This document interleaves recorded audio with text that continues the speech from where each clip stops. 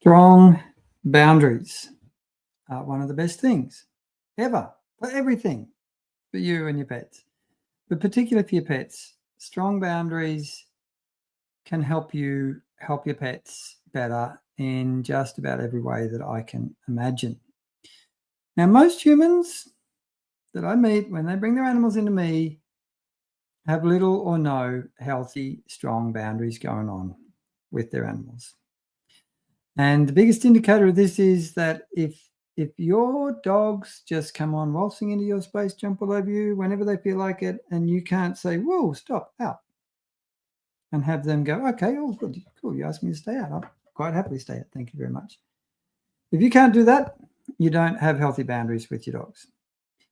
And in my experience, if you don't have healthy boundaries with your dogs, you don't have healthy boundaries anywhere in your life, because your relationship with your pets is often the canary in the coal mine, or a really beautiful mirror to show you just where your life can grow into greater health and balance and harmony.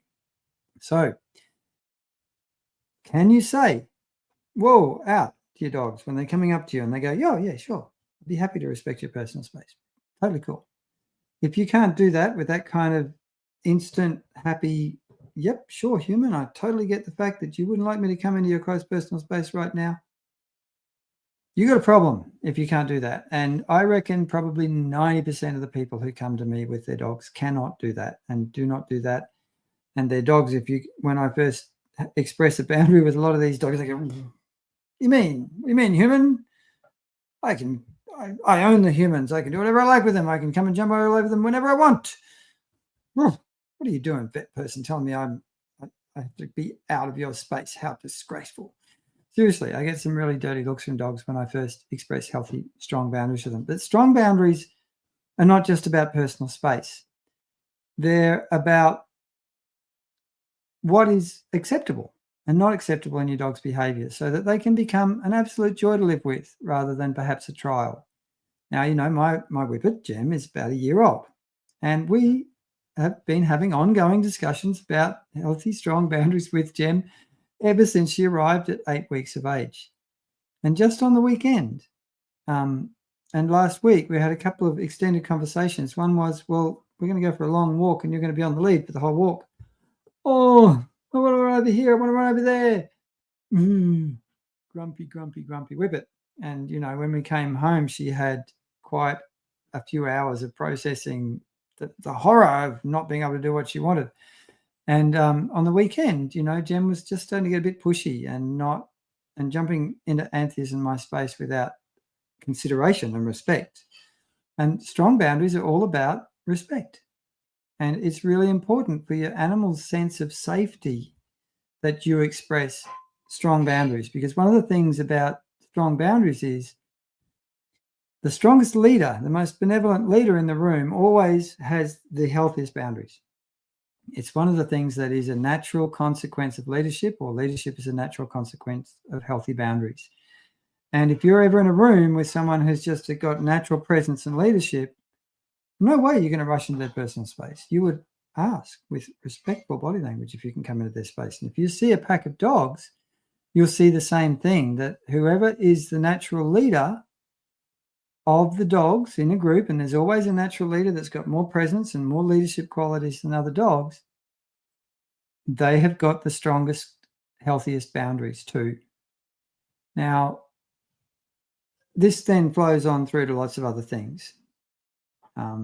And what I find is that people who come to me when I teach them how to have healthy boundaries with their dogs, often they start realizing that they can have healthy boundaries with humans, and that their boundaries in all their interactions start to generalize and get stronger. So your dogs, your cats can be really beautiful teachers for you to get these strong boundaries happening.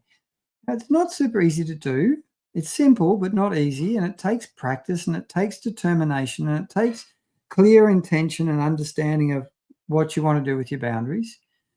I mean, do your dogs do anything that you don't want them to do, that you'd rather not tolerate in your life? A really good place then to start is saying, "Well, no, we're not having that anymore. No, here's a line. Here's a boundary around the behavior we're going to accept and tolerate in our home.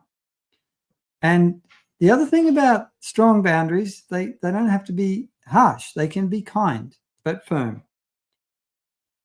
And you have to not feel sorry for your dog when you first express a new, strong, kind boundary around something, because your dog's going to go, oh my God, I don't like this boundary. I hate it. I'm going to die. And if you believe that, you'll fold and you'll never have strong, healthy boundaries. So it's got to be okay for your dog, for your pets, and for other people in your life too. When you start expressing strong, healthy boundaries, it's got to be okay for them to not like it, and you be okay with them not liking it, and still hold that strong boundary in a kind way. Super, super important, because if you don't learn how to do that step, you'll never get there. The strong boundaries are one of the most beautiful things that you can do for your pets and yourself. Start small, get strong, be determined, and it's like a muscle. The more you do this, the better you'll get at it, and the more beauty, connection, deeper relationship, happier, healthier dogs and people you will have in your life. So get out there and try it. Do some strong boundaries, strong, kind boundaries with your pets. And I'd love to hear from you in the chat. What did you think of this? Have you got any questions? What did you like about it? Let me know in the chat. Love to hear from you, and I'll see you back next week for another one of these little videos. Have a beautiful day. Until then, please give your pets a lovely pat from me.